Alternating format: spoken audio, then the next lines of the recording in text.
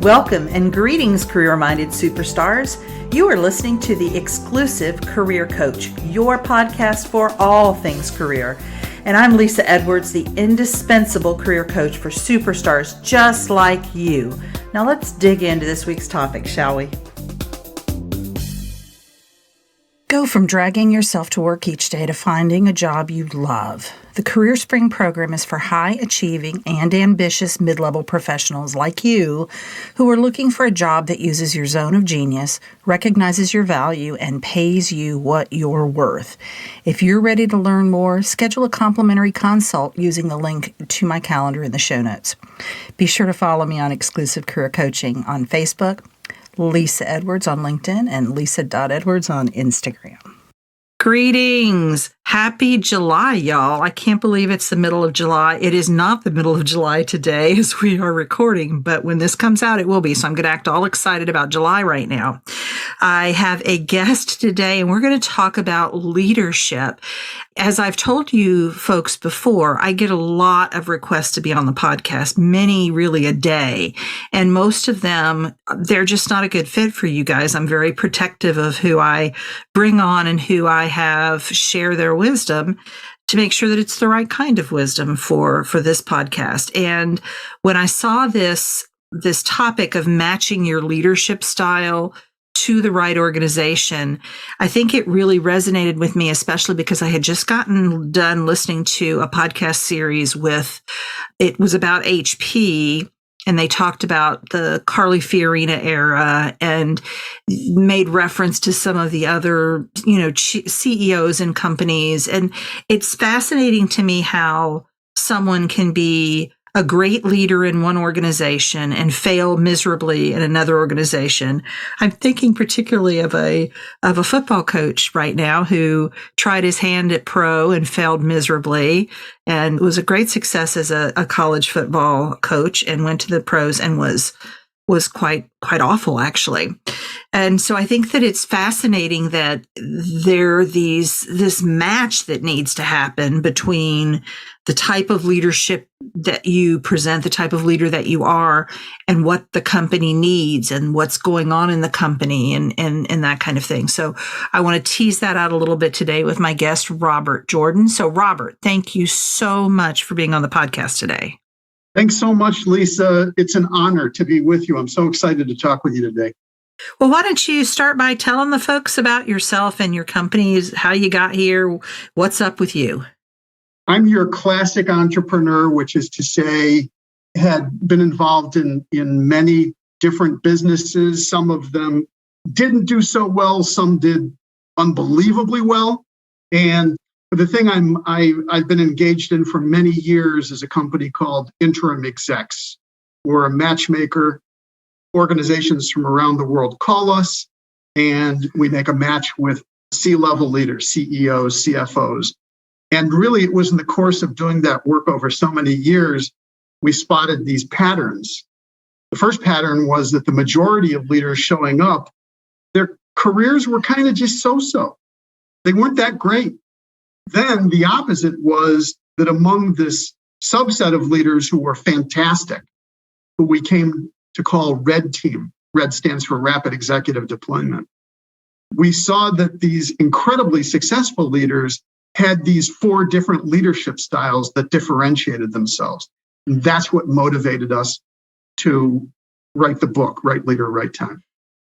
So you've identified these 4 leadership styles. Did they come out of your own observations? Was this adapted from reading that you were doing? Tell me about that. It's a great question. It came out of both, for myself and my co-author, Olivia Wagner, it came out of both our successes and our failures. I had been involved for so many years personally in this role of this weird job title of being an interim CEO. And there were some things in which I was great, but there was a vast majority of things coming my way that I so was not the right person to go in. And I happened to get lucky, which is that we had all these domain names and all of these leaders kind of started showing up on our doorstep. And I realized there were so many great people out there who were good at things I was not good at, that it was far better for me to kind of get out of the way. So I know we're going to dive into this, but there is one particular leadership style we describe in the book. The 4 styles are fixer, artist, builder, strategist, or FABS for short. And I completely identified with the artist style and very much not with fixer, builder, or strategist. So do tell us about these 4 styles. Sure. Fixer is the person who loves running into the burning building. The thing we mean with fixer as leader is they want to keep doing it over and over again. When a fixer solves problems with a division, a team, a client, once everything is running again or even better than before, that person needs to move to the next major challenge. Mm-hmm. And to put that leader into something which is somewhat steady state will bore them beyond belief. I have a story about that, Robert. I have a client that I've worked with for more than a decade, and she came to me at one point in her career. She was absolutely a fixer, but I called her Mary Poppins because she worked in a very large company that you would know well if I mention the name of it.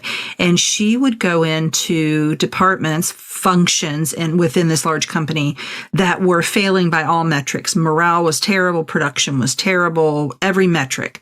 And a couple years later, they were 180-degree difference. And when she came to me, it was because she was bored because she'd stayed too long in one department. And once we identified that, she was able to go have that conversation and have the right vocabulary for her boss, who immediately recognized exactly what she was saying. And they got her out of there, got her into another department, and she's been much happier ever since because she can articulate that and recognize it and know when it's time to move on. Exactly. Yeah, you're describing it exactly. And, the way I would say there's a difference in utility here, Lisa, because you're the full embodiment of empowering that leader to move to a better role, better situation.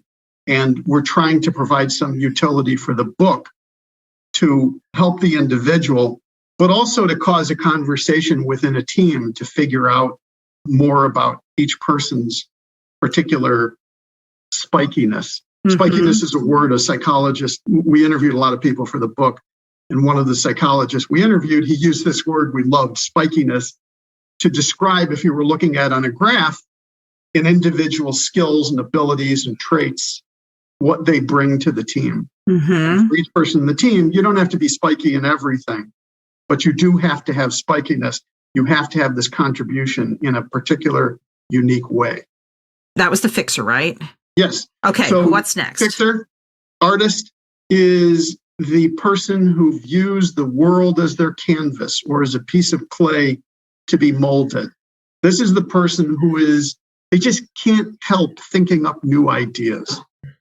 There are standout examples. In some ways, I don't like using Elon Musk or Steve Jobs or Thomas Edison because they're so obvious. And they also don't necessarily represent what most artists are. Most artists, the person who is the creative renegade on your team, who's great at thinking up messaging, who's able to make the product or service design leap, that's artist style thinking.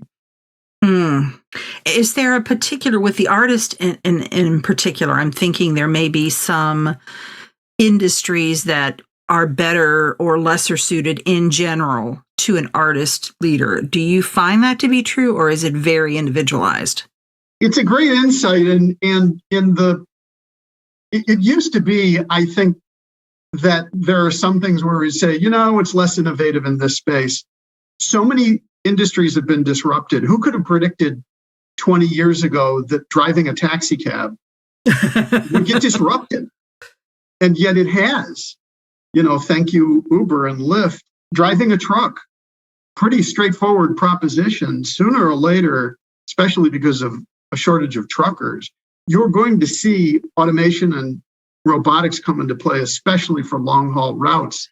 And so now it's very hard to think of any industry where creativity is not being applied, in some cases, to creating a radical shift. Excellent. Oh, that's fascinating. All right, so we've got those two. What's next? Builder. Builder is the person who has market domination on the brain.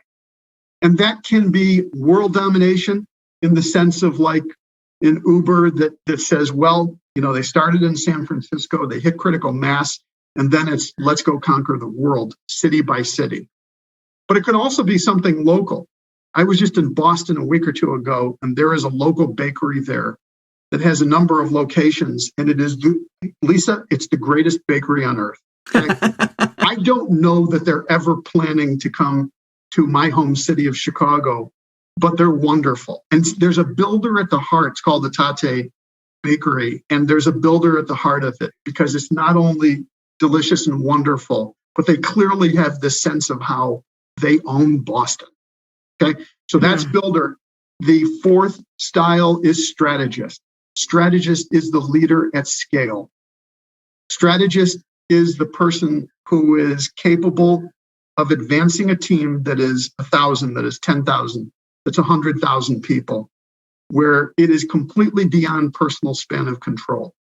Your own personal relationship is not going to advance that organization. You have to be able to drive.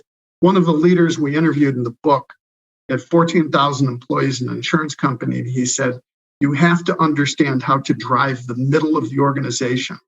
He said, the people at the top end, you don't need to do any coaching. They're going to so far exceed. He said, the people who are really lagging at the bottom, there's also something obvious that's going to happen there over time.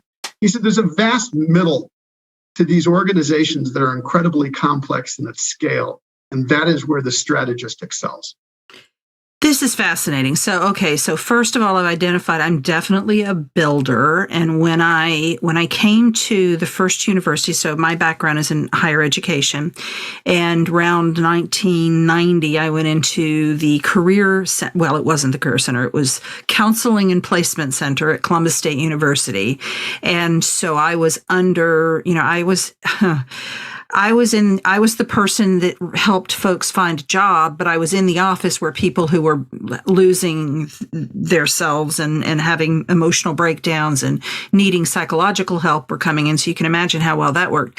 So I had a group of professionals come in and do an assessment, and they said, yes, you need to separate this out. So I became the director of the Career Center that hadn't existed and built that into, as much as I could for basically a commuter college, bored out of my mind for I tend to have an attention span of 7 years, but I stay 10 years. And so I then went to Truman State University, and by every metric, it was underutilized, underwhelming in every respect. And I'll never forget, my boss looked me in the eye when he hired me, and he said, Lisa, if you can turn this career center on this campus into a showpiece, you will have worked a miracle. And when he left to take a president's job at another university, he looked me in the face. He said, you worked the miracle, Lisa. And we became a feature in all of the admissions publications and touted in all the ways that Truman was a great university. And I was so bored towards the end because I had done what I set out to do. I tend to stay a couple years longer than I'm supposed to, Robert. So I think that's fascinating. I'm putting you on the spot here, but can you think of an example, a leadership example out there in the world that we would perhaps know about where you saw a really good fit? And then I'm going to ask you about a bad fit as well. So can you think of one off the top of your head where there was a really good fit between the leader and what the company needed at that time? Sure. And in the book, we go through many examples of good fit and also of complete blow-ups and disasters. And some of these are more name brand and some are not. So, for example, one of the fixer examples we cite in the book are Twinkies and Ho-Hos. I don't know that I've ever actually had a full Twinkie. Have you ever eaten a Twinkie? I avoid those things. Do you want to admit to it? Okay. No. So they, as a bakery and organization, it had, I think at one point, over 10,000 workers, a dozen bakeries. I'm convinced a Twinkie, they put it in the landfill, they'll find it in 500 years. Right, exactly. Well, they went bankrupt, but people still eat Twinkies and Ho-Hos, and they were brought out of bankruptcy, and they went bankrupt again. Well, the third time around, a new organization, a new fixer, a guy named Dean Metropolis, showed up. And the third time was the charm. And they bought completely new equipment. They created a state-of-the-art bakery. They turn out more product than ever before. And so, yay, Twinkies and Ho-Hos stay in the world. And it's a great example. It's kind of a cute example, whether you like them or not, that when the right leader showed up in the right situation, it was something magic. Now, I'll give you a flip side for a fixer, okay? Because in a lot of cases, you have a bad reputation, and deservedly so. There was a guy named Al Dunlap, and he got a nickname, Chainsaw Al. He was brought into an organization called Sunbeam. They used to make mixers. And he had this playbook, which was basically, he just fired half of the people or more. It was just it was just decimating. There was no art or subtlety to what he did. And eventually, in one of his roles, it was determined that there was, the books had been cooked, and it all failed for him. But he earned his nickname of Chainsaw Ed. Was he a fixer? He's absolutely the definition, but he was not the highest definition of it. He was more that any given style can run amok. And so he was, the company needed a fixer. They just needed a more evolved fixer than him? Yes. Okay. Yeah, exactly. Perfect. Yeah. So let's bring this back around to the listeners. And because I work in the job search space specifically, my podcast covers a lot more than that, but my practice is in job transition. And so for the listeners out there who aspire to a new leadership role, what are some things they can do to increase the chance that they match up with what the company needs in terms of leadership style? Sure. It's the key question, Lisa, and I'm going to put this as plainly as I can. Do not attempt to be all things to all people. Right. Do not attempt to be the Swiss Army knife. That model went out in business years ago, and it's a corpse that no one yet recognizes. If I gave you a parallel to another industry, this gets so clear for people, okay? Lisa, you and I are now friends. And if you told me one day, gosh, I got this pain in my foot and it won't go away, I would say to you, I know a great podiatrist. Or does your internist have someone to refer you to? I would absolutely not tell you, Lisa, I know a great OBGYN. And on the side, they're terrific with feet. It's not going to happen. And so medicine has evolved, and now I think it's over 200 specialties, but there's no responsible OBGYN out there that if you described your situation would say, oh, sure, I'm happy to take care of your foot. They won't do it. First thing they're going to say is, it's not me. And hopefully they're going to say, I really know a great podiatrist because I had the same problem. Whatever. I'll give you another example. If you've got this brilliant idea for a patent, don't ask me to refer a litigator to you, okay? It's unnecessary, and it would be viewed as unprofessional. And yet in business, this broad category of organization, we assume that because somebody did one thing well or one role well, that it must apply to everything else, and it's categorically not true. And so what you see among many people who are struggling is this attempt to cover too much ground because, frankly, they're a little desperate. And it does not help them. And conversely, when you look at this minority, Gallup organization says 90% of leaders are in the wrong roles. If you just look at this minority of leaders, what we call FABS leaders, fixers, artists, builders, strategists, who are in effective roles, one of the things they do really well is to reject what is not for their highest and best use. It is easy to say and incredibly hard to do because it means you have to turn down things that you may feel you need, but they're absolutely not you. Do you find that most companies and most recruiters have their finger on this pulse, or are they missing the boat in terms of what the organization needs? I was just talking to a senior executive of HR at a company and we were talking about all of this. And he was saying to me how he thinks so many of his colleagues miss this. What I would say is that what we hope we've done is to add to the tool set that we have added to the conversation that can occur to help teams become more effective, to see the authenticity you've used in your podcast. You are very much about authenticity yourself, Lisa. And so we very much want to help people get to their authentic selves and for them to be recognized at work by their teams, their clients, for what they're truly good at. So the listeners can certainly read up on the company, do their homework, look at not just, I don't tell my clients not to look at the company website, but I tell them to take it for what it's worth because it's propagandized. But look at what the trade papers are saying. Look at what people are saying on Glassdoor about the company. Are there specific questions that the listeners can ask of either a third-party recruiter or a representative of the company to get at these things that we're talking about, this leadership style match? We had not read or seen anything about our particular framework here at looking at leadership. Much of the world is still an undifferentiated thing. I think it's a fair question for your listeners, for folks who are seeking greater success in career and maybe in transition, to be exploring this with recruiters, which is what efforts have the recruiter and the company made in terms of looking at fit? And fit is an obvious thing in the sense of, are they the right industry? Are they at the right level? But there's much more subtlety that's going on now. There's so much more nuance. It's easy, like, we were joking before about medicine, right? That you want to match with the condition. And yet in business, we don't pay any attention to that. So to directly answer your question, it really depends on what the situation is.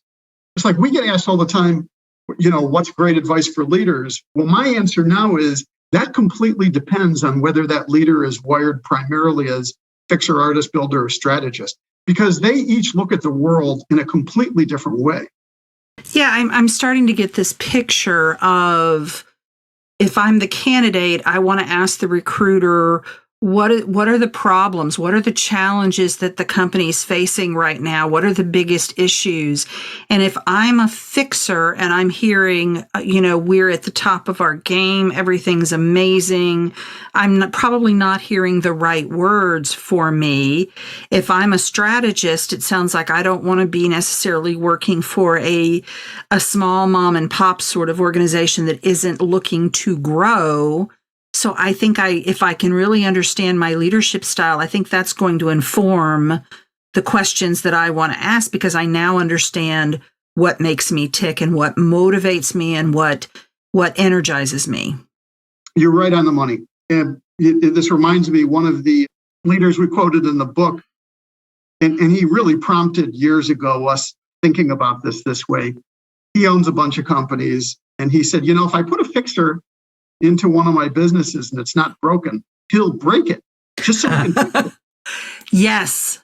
And I'm not wired primarily as a fixer. I thought that was a little bit insulting, but we started asking, we did lots of interviews for the book, and we started asking people who were clearly dominant wiring was fixer. We started quoting them that line. I thought everyone would be upset, like, how dare you? No one took it as an insult. All that the fixers said, they said, well, sure, why not? Maybe it needs to be broken.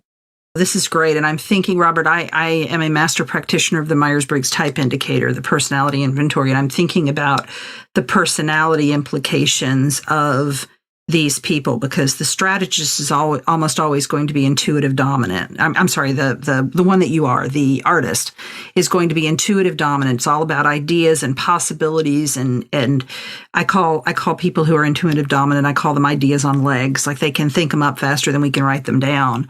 And so knowing your personality type, I think there's a real play here with your personality, or your leadership styles rather. I completely agree with you. And the way we put it with artists, just to focus on that for a moment, is it is to the artist's peril. It really is. I mean, I sympathize and I feel for the artist, because people that just are great at idea generation, it can be at the peril of their career, money, power, status, everything.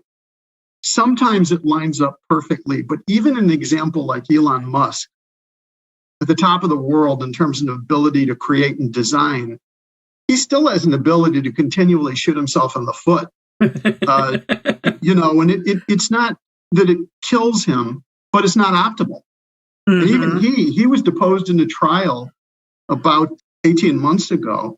And on the stand, when he was being deposed, he said, I really don't enjoy the CEO role. He said, I would much rather just spend all my time in engineering and product design. Tinkering. I think also, I hope that the listeners are hearing a subtext here, which is there's also a time for you to leave based on your leadership style. And as I alluded to earlier, I always outlived my expiration date by 3 to 4 years, which was not great, because if you were to graph out my performance, it definitely slacked off towards the end because there was nothing else to build given the constraints of whatever was going on at the university, my budget, my staffing, whatever it was. I had kind of done what I set out to do, and builders just can't be in that situation. So I think this can help you really inform, when is it time for me to start looking elsewhere? Yes, and the modern world is completely built that way or trending that way. You look at, for example, Reid Hoffman, the founder of LinkedIn, and early on, they were telling employees at LinkedIn, look, for most of you, we know this is not going to be your lifelong employer. And, we'll view it much more as a tour of duty, and we're going to have a great time together and work to maximize your career. But we understand it's really probably not here. And you just think about how different that was. My father-in-law was at one company as he ended up pretty much as a CFO, but he was there 35 years. And he would look at me kind of like I was some exotic animal or from another planet.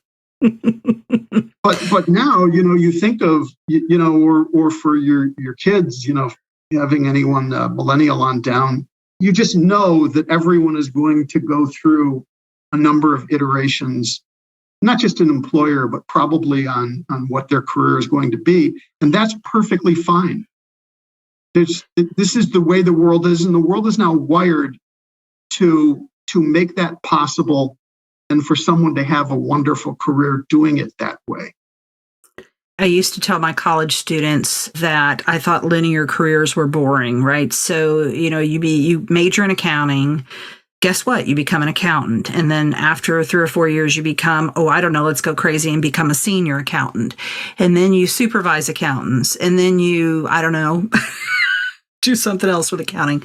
But it's very linear. And I think the career paths that it sounds like you've had and I've had are much more interesting. And there's this sense of, I've done well with that. And that's always the attitude I had. I did well with that. Now let's go see what else there is out there. I can always come back. I've got a safety net, but I don't really want to use it right now. I want to see what else there is. Lisa, I love how you use the word interesting. It's like the Chinese curse, may you live in interesting times. We've had interesting careers. I get that. But it is the way that we are wired. One of my daughters is clearly wired the same way. And she's just out of college. And I say, look, if you went to dental school, I get it. The path would be so clear what your job is going to be. But for the rest of us, for most people, it's just there's going to be an exploration going on. I used to tell them, when you get a bachelor's degree, I want you to go date a career. I want you to break up after a couple of years and go date another career. If you get a master's degree, you're kind of getting engaged, so it's a little bit more serious. You may want to, try to work it out a little bit longer. And if you get a PhD or some sort of terminal degree, medical degree, Juris Doctorate, you kind of get married, but people get divorced every day. So that was kind of my way of, and it seemed to resonate with them. They're like, oh, okay, I could be unfaithful to my career. I'm all about the infidelity to my career. So let's go and let's have some fun. Yeah, it's a great way of looking at things, because it's just This is just the way the world is wired now, is for folks to have journeys. One of the examples we use in the book that I love is the movie industry. Shirley MacLaine, we quoted her because she describes making a movie as this like mini civilization. You have hundreds of professionals coming together from all these different aspects of expertise, the actors, the producers, all of the people involved in the technical aspects of making a movie. When that movie is done, when they're done with the production, they disband and reband. They will form again for the next movie, but it's going to be a different combination. Mm-hmm. And it completely works. And it does not mean someone cannot have an incredibly successful career. It's just a different form of thing. The thing you take and you hold as your asset is the expertise that you have in these experiences. That's becoming the same across a lot of work. I love that. I love that. So, do you have any final words in terms of our listeners who are leaders, aspire to be in leadership roles? Any other takeaways you want to offer them as we wrap this up? We touched on it before, Lisa. It is easy to say and hard to do, which is to reject that which is not for your highest and best. But even just taking a start at that, in terms of the selectivity you have in what you are looking at, will stand you well. And it's hard to do. It takes a lot of courage when you think, I need this paycheck. It's just the best people out there, the people that have continued success. What is behind that is not only that there have been failures, but that there is a lot of rejection going on. Healthy, not Yes. unhealthy, to get it the right thing. And I think the modern age rewards that because there's so much opportunity out there. Yes, Robert, I talk a lot to my clients about coming at their job search from a place of abundance where they think, I'm fantastic. A fantastic company is going to see how fantastic I am, and they're going to want me, and I'm going to be fantastic there. And if a company doesn't recognize my genius, that's not where I want to work. I don't want to be there. And it's a mutual thing. We don't want each other. We're not a good fit for each other. But coming at it from that place means that then when you're in that interview room or you're having that phone conversation with a recruiter, you are in the right energy as opposed to that graspy, needy, please hire me, I'm so desperate energy that doesn't suit you at all. You're 100% right. And what that powers is the flip side of it, which is knowing where you are not best applied. That when you do feel that the right thing has come along, boy, are you going to be eager. Boy, are you going to be energetic for it. And it's going to come across every which way, even through Zoom calls, which is this feeling of I'm for you. This is the thing I was meant to do. And they're going to feel that from you. Yes, absolutely. Well, this has been fantastic, Robert. My mind is just going in about 100 different directions, thinking about all of the applications of this and examples of companies where I've seen, missteps in this regard, as well as very good fits. How can the listeners find you and get in touch with you? Thank you, Lisa. It's been a pleasure to be with you. The website that describes leadership styles and all of this is called rightleader.com, to spell out right leader. And the other thing that is being launched in time for our conversation is a leadership assessment tool. It's called FABS Leadership Assessment. FAB stands for Fixer, Artist, Builder, Strategist. And it is free for someone to take, and that will be at rightleader.com. Excellent. Well, you guys check that out, grab that. I know that I will, and give yourself the assessment and keep that in mind as you go forward and think about what are the questions that I want to ask of the recruiter, of the hiring manager, perhaps of other employees in the company, maybe people I'm connected to in my network via LinkedIn, to find the answers to the questions so that I make sure that I'm going into the right fit where I can give the most, I can receive the most in terms of satisfaction of job, I can perform at my highest and best level.